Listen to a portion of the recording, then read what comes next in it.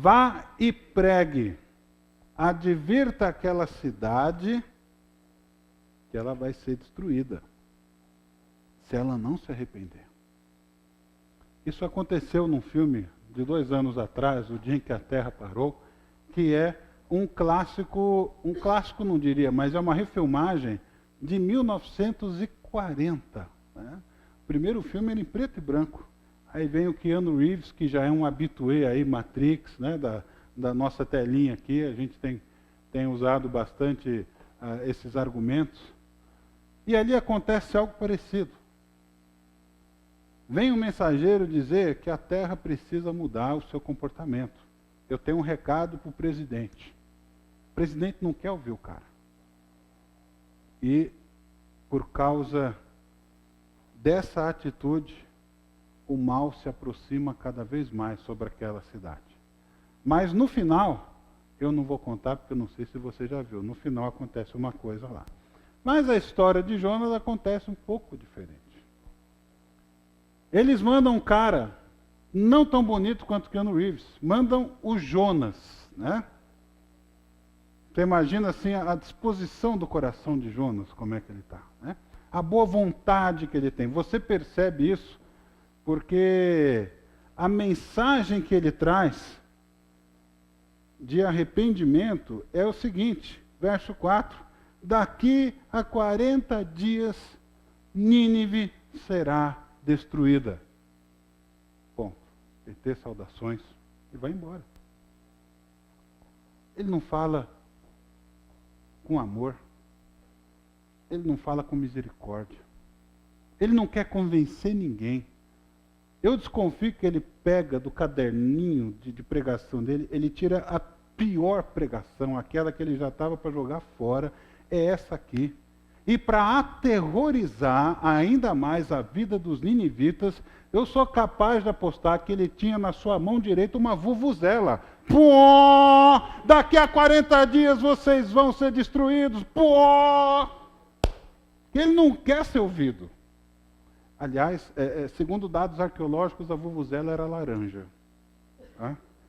Era laranja. Bom, mas você pega esse homem com a pior má vontade.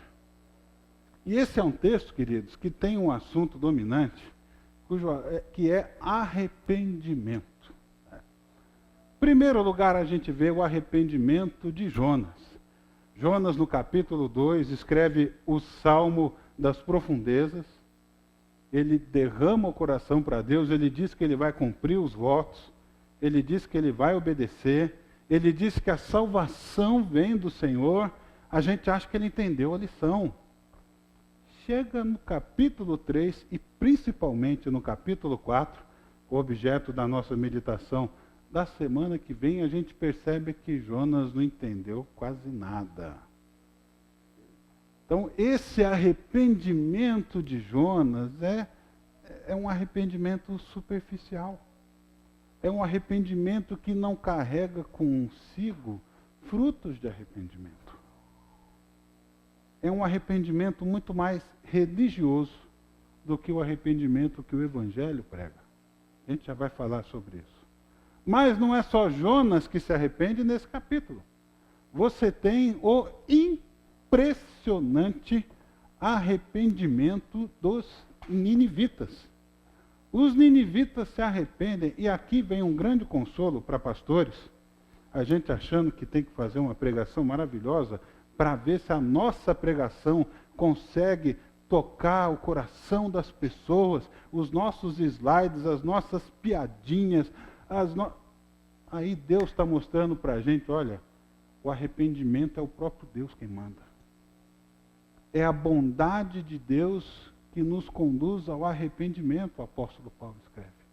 Porque com essa pior pregação da face da terra, há um arrependimento de tal forma que os acontecimentos que se sucedem ao anúncio de Jonas são radicais, são impressionantes. Toda a nação se comove com aquela pregação sem graça, sem sal, sem musiquinha, sem misericórdia, sem doçura. Eles ficam tão impressionados que eles começam a jejuar. eles começam a clamar a Deus. Inclusive, há um capricho literário aí do autor, dizendo no capítulo 6, é lindo, quando o rei se levanta do trono e se assenta na cinza. O rei, com toda a sua majestade, o homem de uma cidade enorme, essa cidade de fato era bastante grande, perdoe-me a redundância. Aliás, grande é o adjetivo mais usado no livro todo. A tempestade é grande, o peixe é grande, a fúria do mar é grande, e grande é o arrependimento de Nínive, grande é a cidade. O adjetivo aparece a todo instante. Impressiona que o rei tira sua roupa de majestade, de dignidade, a roupa do líder de uma cidade grande e poderosa, e ele coloca sobre si uma roupa feita de pano de saco. Aquela roupa que quem vai levar trote usa porque vai sujar tudo, né? Eu sei que isso não acontece mais hoje, mas quando eu levei trote eu usei pano de saco, né? Foi terrível. E, aliás, a roupa foi a parte mais agradável. Eu nem conto para vocês o que aconteceu depois. E ele se humilha, ele enfia a cara no chão, ele se prostra. E ele faz um decreto. Esse decreto afeta inclusive os animais. Vocês não vão dar água nem para os animais, nem para o bezerrinho que acabou de nascer. Esse bichinho não vai mamar. Deixa ele berrar lá no curral. Não, ninguém mama nessa cidade. Acabou a mamata, né? Ninguém mama, ninguém bebe, ninguém come. Para os chineses seria uma tragédia incalculável. Mas esse pessoal, durante algum tempo, busca o arrependimento. Se humilham. No fim do livro, você fica sabendo que são 120 mil pessoas num só coração buscando arrependimento. Tem mais um arrependimento. Que arrependimento que é esse? Quem é o outro arrependido desse capítulo? Quem? É Deus. Espera aí, pastor, Deus é Deus, como é que Deus se arrepende? Epa, espera lá, não gostei, não entendi. Posso chamar os universitários? Né? O que está acontecendo aqui? Como é que Deus se arrepende? Como é que Deus muda de ideia? Se Deus é tão temperamental assim, ele é igualzinho aos deuses da antiguidade, né? Que precisavam ser aplacados de tempos em tempos com seus sacrifícios, com seus agrados, porque vai que ele acordou de mau humor hoje, né? Vamos aqui queimar um bezerrinho, uma gordurinha de picanha, para ver se ele sossega. Deus se arrepende, e aí eu uso o arrependimento entre aspas, né? Algumas vezes na Bíblia.